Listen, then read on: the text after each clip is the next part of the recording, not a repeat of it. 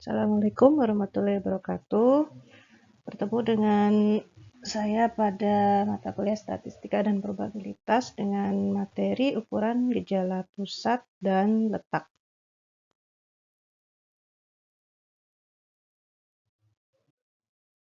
Ukuran gejala pusat disebut juga ukuran tendensi sentral.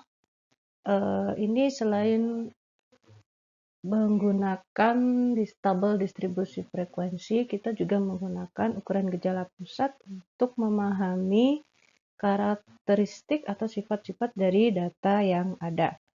Ukuran gejala pusat terdiri dari rata-rata hitung atau mean, rata-rata ukur, rata-rata harmonik, modus, dan median.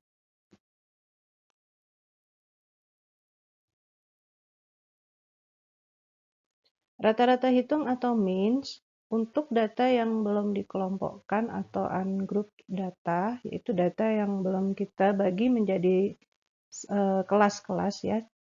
Cara yang pertama yaitu rata-rata adalah jumlah data yang ke I dibagi dengan N atau banyaknya data. Contoh, seorang staf produksi dari sebuah pabrik menghasilkan produk daging dalam kaleng, dia akan memeriksa sampel acak dari 8 kaleng daging untuk diperiksa berat netnya. Data yang kita peroleh yaitu 251, 245, sampai 253. Nah, hitunglah rata-rata hitung berat sampel tersebut. N-nya 8, karena ada 8 data ya. X1 251, X2 245, dan seterusnya. Nah, rumus rata-rata yaitu sigma X ke I dibagi dengan N. Berarti jumlah dari data pertama, data kedua, sampai data ke-8 dibagi dengan banyaknya data. Berarti dibagi 8. Sama dengan 251,25. Jadi, berat rata-rata sampel produk daging dalam kaleng tersebut adalah 251,25 gram. Rata-rata hitung untuk data yang sudah kita kelompokkan dalam kelas-kelas. Ya, ada dua buah cara atau metode, cara yang panjang dan cara yang pendeknya. Untuk cara yang panjang, ada dua buah rumus ya. Jika menggunakan sampel, means-nya atau rata-rata adalah jumlah dari F ke FI dikali MI dibagi N. FI adalah frekuensi kelas yang ke I. MI adalah nilai tengah kelas yang ke I. Contoh dari tabel distribusi pengeluaran per bulan dari 50 orang karyawan di sebuah perusahaan manufaktur Surabaya. Kita perhatikan di data ini sudah terbagi menjadi kelas-kelas ya. Kelas pertama pengeluaran 500.000 sampai 599, ada 4 orang karyawan. Kelas kedua 600 sampai 699.000, 6 orang karyawan, dan seterusnya. Total jumlah karyawan atau total banyaknya data adalah 50. Hitunglah min pengeluaran per bulan 50 orang karyawan lepas tersebut. Nah, pertama frekuensi data ke I berarti FI ya, berarti FI dari kelas pertama adalah 4, FI kelas kedua adalah 6, frekuensi kelas ketiga 12, dan seterusnya. Kemudian nilai tengah kelas pertama 549,5. Nilai tengah kan didapatkan dari 500 tambah 599 dibagi 2. Ya, untuk kelas pertama nilai tengahnya 549,5, kelas kedua 649,5, dan seterusnya. Di kolom ini kita kalikan frekuensi kelas dikali dengan nilai tengah kelas. 4 dikali 549,5, 2198, dan seterusnya. Lalu kita jumlahkan Ya, kita jumlahkan perkalian dari frekuensi dan nilai tengah tadi. Nilai means-nya atau rata-rata adalah jumlah FI kali MI, berarti jumlah dari ini ya, 40.475 dibagi 50. 50 jumlah data. Sama dengan 809,5. Maknanya apa? Berarti pengeluaran ya, rata-rata pengeluaran per orang setiap bulan dari karyawan perusahaan tersebut adalah 809,5 ribu rupiah. Untuk cara yang kedua, kita ubah terlebih dahulu skala nilai tengah atau MI ke dalam skala DI. DI adalah skala dalam bilangan bulat kecil dari -4, -3, min 1, 0, dan seterusnya sampai 4. Bagaimana kita menetapkan skala DI-nya? Kita lihat di sini dari contoh ya, contoh saja. Ini tabelnya masih sama, tabel rata-rata pengeluaran per bulan dari 50 karyawan. Ini tadi frekuensi, lalu nilai tengah. Nah, bagaimana membuat skala D atau DI atau skala data yang ke I? Perhatikan frekuensi absolutnya atau frekuensi dari kelas tersebut. Mana yang paling besar? Kita lihat di sini frekuensi yang paling besar adalah 50. Nah, ini kita beri skala 0. Jadi kita mulai penskalaan dari kelas yang ini dengan skalanya 0. Nah, kalau skalanya di sini 0 berarti nilai tengah kelas yang 15 ini ya frekuensinya kita anggap sebagai X0 atau rata-rata anggapan. Kemudian perhatikan nilai tengah dari kelas tadi. Jika nilai tengahnya lebih kecil dari X0 ini, maka skalanya adalah minus. Ya, jadi dari sini 0 ke atas dia minus 1. Kita naik lagi, ini masih lebih kecil dari nilai tengah, berarti minus 2. Nilai tengah masih lebih kecil, minus 3. Perhatikan yang kelas di 900 dan 999 sini, nilai tengahnya 949,5 lebih besar dari X0. Nah, kalau nilai tengahnya lebih besar, kita beri skala positif ya. Jadi dari 0, skala DI-nya menjadi positif 1, positif 2, dan selanjutnya. Kolom terakhir yaitu FI dikali DI frekuensi dikali skala D. Ya, jadi 4 kali min 3 sama dengan min 12. Dan seterusnya dijumlahkan. Minus 20. Dari tabel ini kita bisa ketahui nilai N-nya 50, FI kali DI-nya minus 20, C-nya 100, C itu interval kelas ya. Dari 500 sampai 599 ada 100 berarti. Kemudian X0 atau rata-rata anggapan 849,5. Sehingga dari rumusnya kita dapatkan nilai min sama dengan X0 ditambah jumlah FI kali DI dibagi N, kemudian dikalikan C. Sama dengan 849,5 ditambah min 20 dibagi 50 dikali 100, hasil akhir 809,5. Hasilnya sama dengan kita menghitung menggunakan cara yang pertama tadi, yaitu rata-ratanya 809,5. Rata-rata ukur atau geometric mean digunakan untuk menghitung data rasio.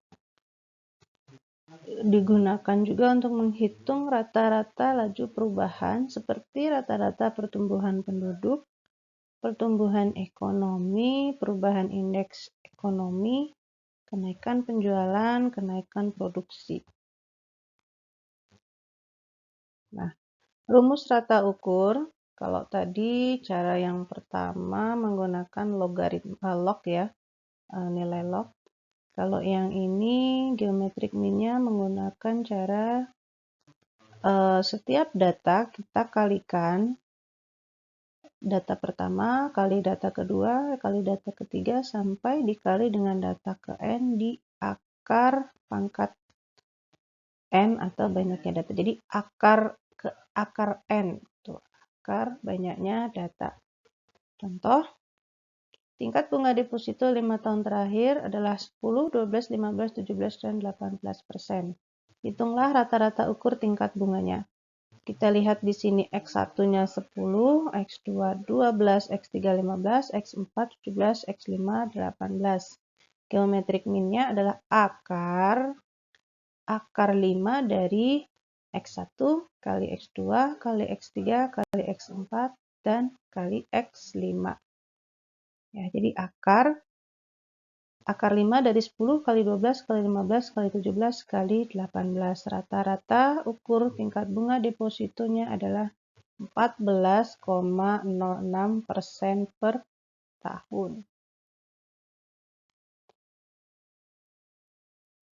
Nah, rumus menghitung rata-rata ukur pertambahan, jika kita perhatikan, akar N dikurang T, nanti selang waktu, X pertama dibagi X ke 0, dikali X kedua dibagi X pertama, dikali X ketiga dibagi X kedua, sampai X ke N atau nilai data ke N dibagi data ke N dikurang 1. Ya, contohnya perkembangan nilai ekspor Indonesia selama 5 tahun dengan kurun waktu dari 2006 sampai 2010. Hitung nilai rata-ratanya. Ya, 2006 sampai 2010 berarti ada 5. N-nya 5 karena 5 tahun ya. Berarti pangkatnya pangkat 5 min 1 atau pangkatnya 4. Jadi ini pangkatnya N-1. Jadi N pangkat N kurang 1, 5 kurang 1 berarti pangkat 4. Akar 4 ya. Akar 4 dari X1 dikurang X0.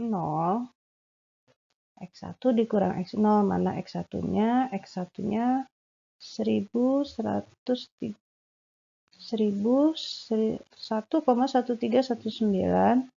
lalu X2 dibagi X1 1,2008 sampai seterusnya dikurang 1. Nah, rata-ratanya pertumbuhan nilai ekspor adalah 0,1185 dikali 100% per tahun.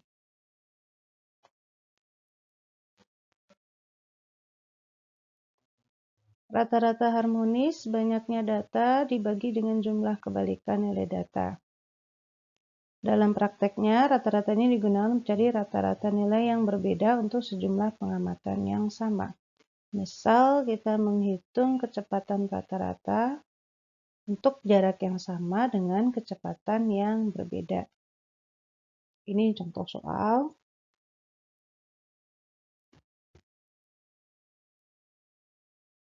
2 di sini berarti 2 data ya, karena ini 10 kilo dan 20 kilo berarti N-nya 2. Dibagi 1 per X1, N ya, 1 per nilai tengah kelas. Tidak ada, tambah 1 per 20. Sama dengan 13, 1 per 3 km per jam. Kalau rumus yang ini untuk rata-rata harmonis, data yang sudah dikelompokkan sama dengan N dibagi jumlah frekuensi dibagi ya, berarti frekuensi per nilai tengah kelas yang ke I.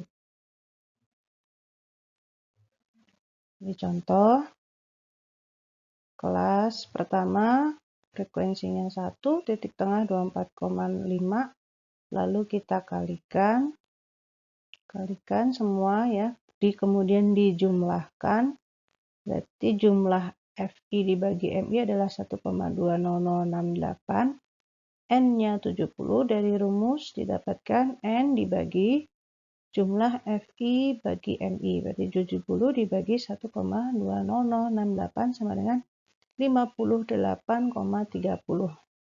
Rata-rata harmonis penghasilan per bulan 70 usaha rental adalah 58,30 juta. Modus adalah nilai atau sifat yang paling banyak terjadi. Untuk data kuantitatif, modus adalah nilai yang paling banyak muncul. Data kualitatif, modus adalah sifat atau keadaan yang paling banyak terjadi. Contoh dari modus data yang belum dikelompokkan. Di sini ada data tabungan dalam juta, sebuah sampel acak. Ada 15 data. Ya, nilai tabungan 50 juta, frekuensinya ada 2 orang, berarti 61, 75 ada 2, dan seterusnya. Total banyak datanya 15. Mana modusnya? Nah, dari tabel tadi frekuensi yang paling banyak adalah 5. Ya, paling banyak adalah 5, berarti modusnya adalah 100. Karena data yang mempunyai frekuensi paling banyak tadi 100. Artinya, dengan modus 100 juta rupiah, nilai tabungan deposan yang paling banyak ada ya untuk sampel yang terpilih adalah tabungan yang bernilai 100 juta rupiah.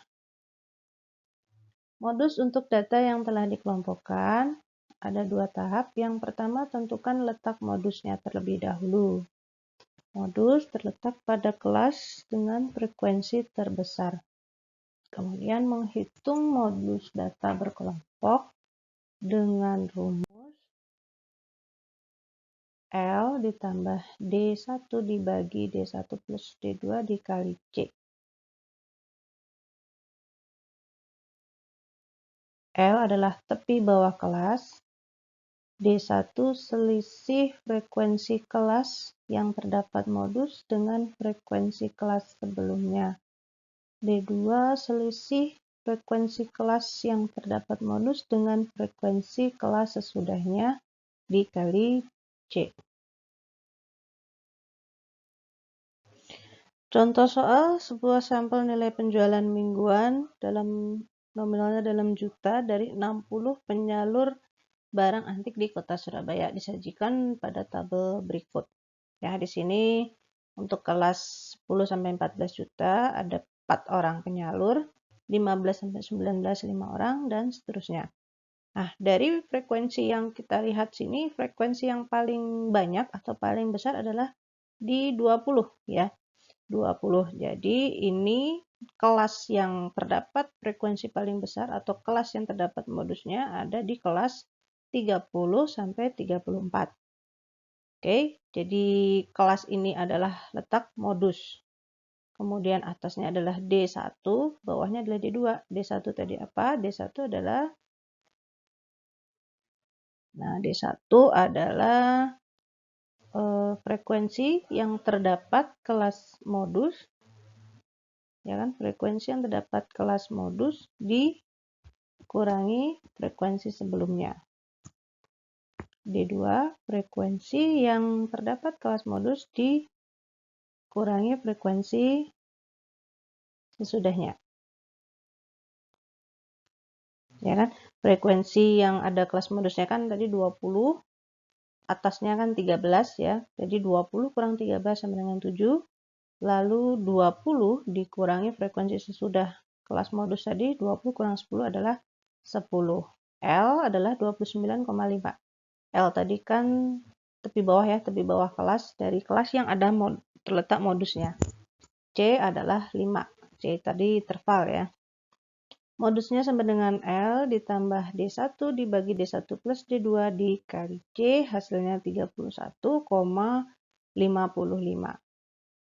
Apa maknanya? Menunjukkan bahwa nilai penjualan mingguan dari 60 penyalur barang antik yang paling banyak adalah nilai penjualan sekitar 31,55 juta. Median adalah sekelompok atau serangkaian data yang nilainya atau letaknya tepat di tengah-tengah. Jika datanya ganjil, dia tepat di tengah-tengah. Tapi jika datanya genap, maka dia adalah rata-rata dari dua nilai yang berada di tengah. Setelah data tadi diurutkan dari terkecil sampai terbesar atau terbesar ke terkecil. Nah, cara menghitung median, tahapannya yang pertama kita susun data tersebut terkecil sampai terbesar atau sebaliknya, kemudian tentukan letak median atau LMD-nya. Oke. Contoh ya, sebuah sampel acak terdiri dari gaji bulanan 5 orang karyawan dengan data 39254. Tentukan median. Data ini kita urutkan dulu dari terkecil sampai terbesar. Jadi data pertama jadi 2, data kedua 3, ketiga 4, keempat 5, kelima 9. Letak mediannya, karena ini nilainya ganjil ya, N-nya sama dengan, maka letak median ada di urutan ketiga. Nah, nilai mediannya berarti 4, karena data ketiga adalah bernilai 4. Jadi, median atau nilai tengah dari gaji bulanan kelima orang karyawan adalah 4 juta.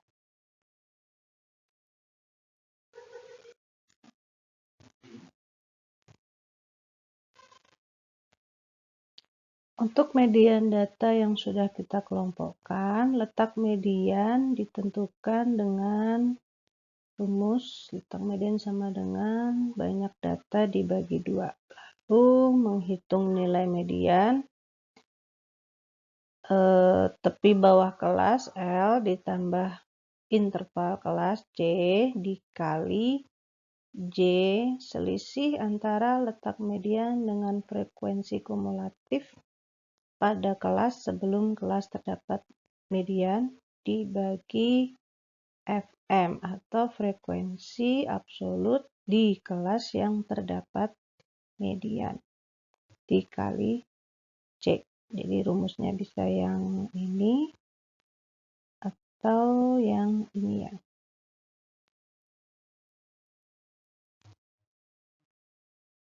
Nah, contoh data sampel acak laba bersih dari 60 rumah kecantikan spa di Kota Denpasar. Berdasarkan data tersebut, hitunglah median. Nah, cara menghitung median, nilai letak median tadi nih, N-nya 60, N dibagi 2, 30. Nah, median 30 itu terletak di kelas yang ini, 46. Jadi bukan kelas yang frekuensinya 24, tapi kelas yang frekuensinya 46.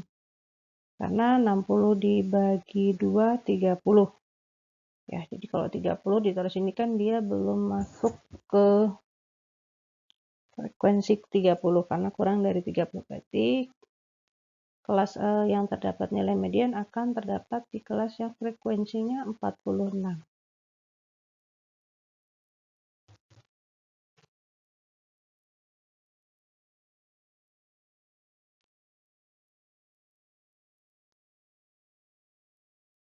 Ya, kelas medianya ada pada kelas keempat.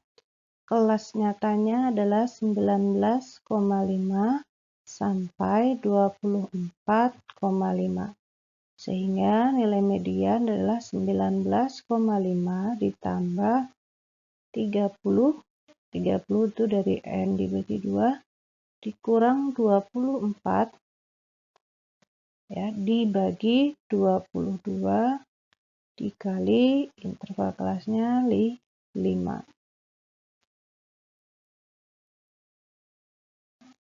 Hasilnya 20,86.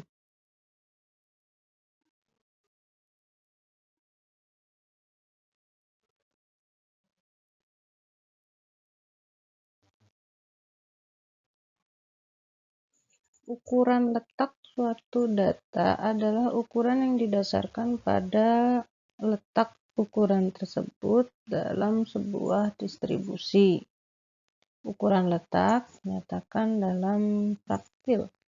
Praktil adalah nilai yang membagi data yang berurutan menjadi beberapa bagian, diantaranya kuartil, desil, dan persentil.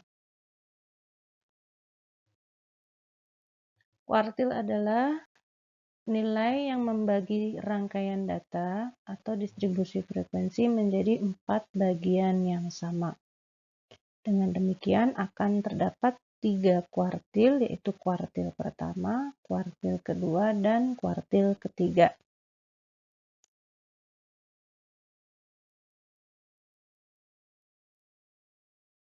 Berikut contoh kuartil data yang belum dikelompokkan.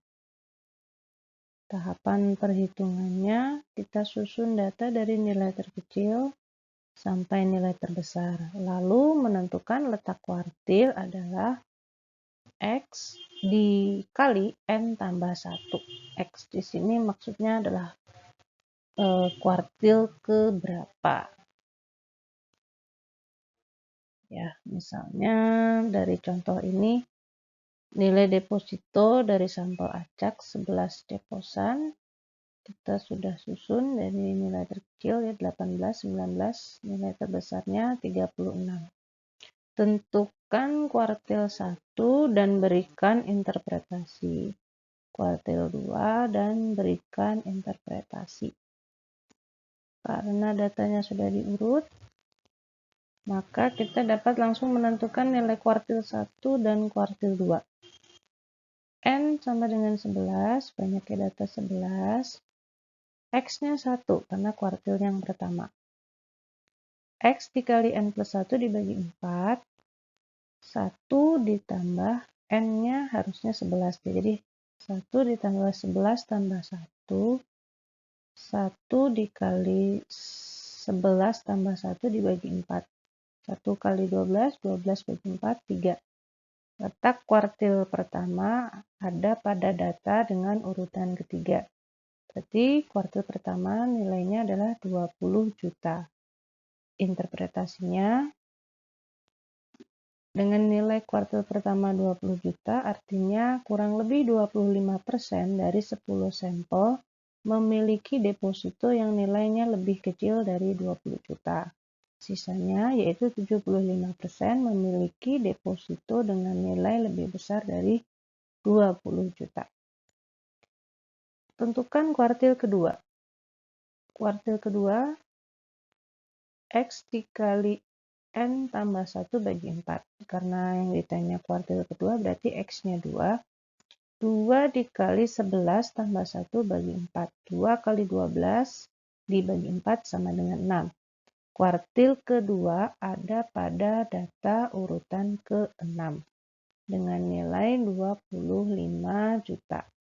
Interpretasinya berarti kurang lebih 50% dari seluruh sampel memiliki deposito yang nilainya kurang dari atau paling tinggi 25 juta.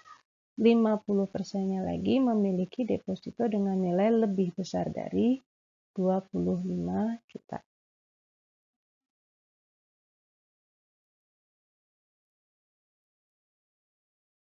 Menghitung kuartil data yang telah dikelompokkan ada perbedaan ya. Di sini rumusnya kuartil data ke X atau KX adalah LX tepi bawah kelas di mana terdapat kuartil KX ditambah dalam kurung LKX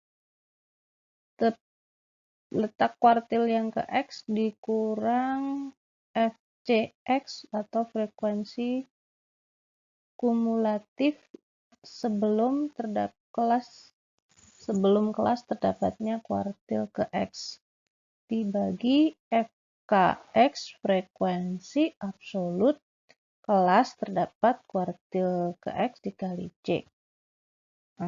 Agak rumit dan kalau melihat rumus kita bisa lihat ke contoh soal. Omset penjualan dari 70 toko dalam sebuah komplek ya, berikut datanya. Jadi dari 70 toko untuk kelas pertama memiliki omset 20 sampai 29 juta ada satu toko, 30 sampai 39 juta 4 toko, sampai kelas terakhir 80 sampai 89 juta ada 5 toko dengan jumlah toko atau jumlah data adalah 70.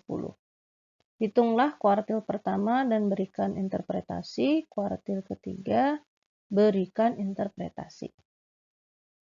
Ya, cara menghitung K1 dan K3. Kita hitung kuartil 1 dulu. Letak kuartil 1 ya, X sama dengan 1 karena kuartilnya ditanya kuartil 1, N-nya 70. Jadi letak kuartil 1 dikali 70 sama dengan 70 bagi 4. 4 di sini dia kuartil, kalau kuartil berarti pembaginya 4. Sama dengan 17,5. 17,5 terletak di antara frekuensi kumulatif 12 dan 25 pada kelas keempat. Ingat kembali cara menghitung frekuensi kumulatif, karena di sini kita pakai frekuensi kumulatif.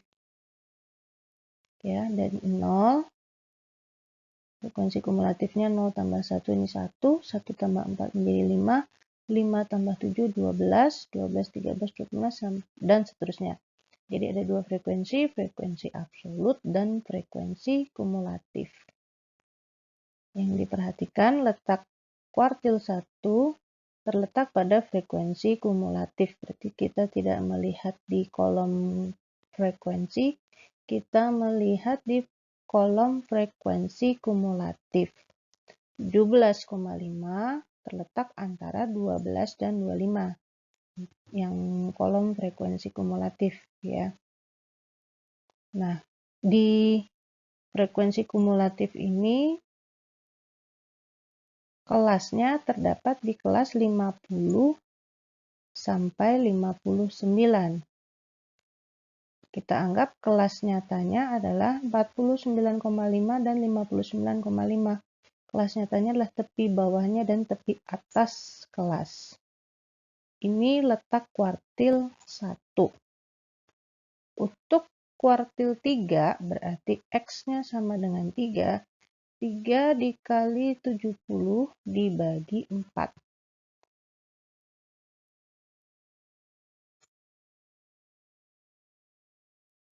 210 bagi 4, 52,5. Letak kuartil 3 antara frekuensi kumulatif 50 dan 65 pada kelas ke-6, di mana kelas nyatanya 69,5 dan 79,5.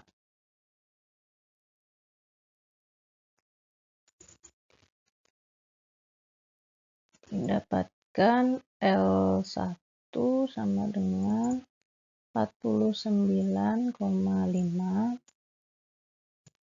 FC1 sama dengan 12, LK1 sama dengan 17,5, C-nya 10, FK1 sama dengan 13.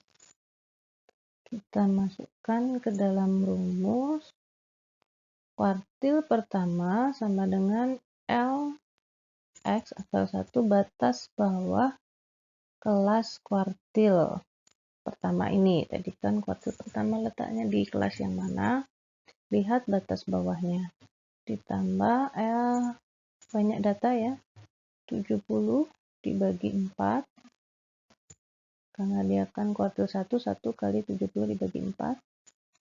Dikurang frekuensi kumulatif sebelum kelas yang ada kuartil. Frekuensi kumulatif sebelum kelas yang ada kuartil adalah 12. Dibagi frekuensi kelas yang ada kuartilnya, 13 dikali 10. Sama dengan 53,73.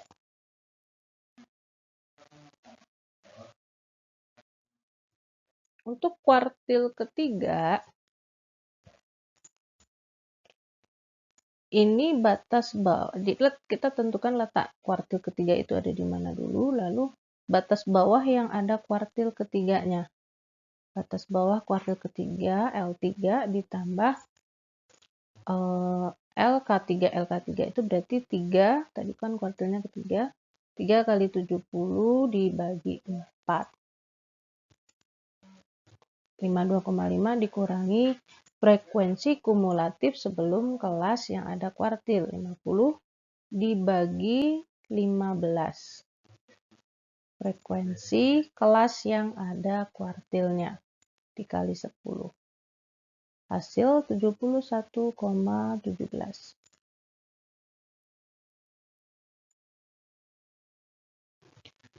Desil adalah nilai yang membagi serangkaian data menjadi 10 bagian yang sama. Berarti untuk desil ada desil 1, desil 2, sampai desil 9. Tahapannya menyusun data dari nilai terkecil sampai terbesar atau sebaliknya, kemudian tentukan letak desil.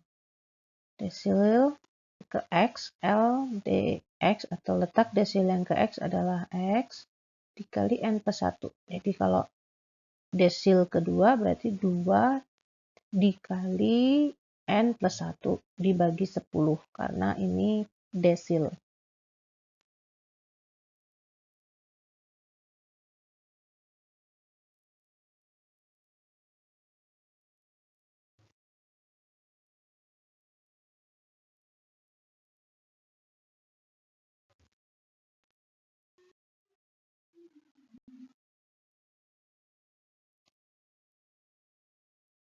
Prinsip pengerjaannya sama dengan pengerjaan kuartil ya, yang kita perhatikan di sini untuk desil dia pembaginya adalah 10, sementara untuk kuartil 4, untuk persentil adalah dibagi dengan 100, pembaginya 100.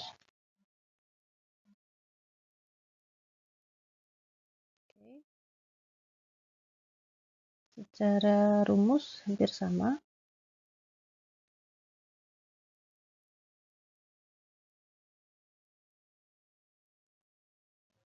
Untuk pertanyaan nanti bisa via WhatsApp grup ya.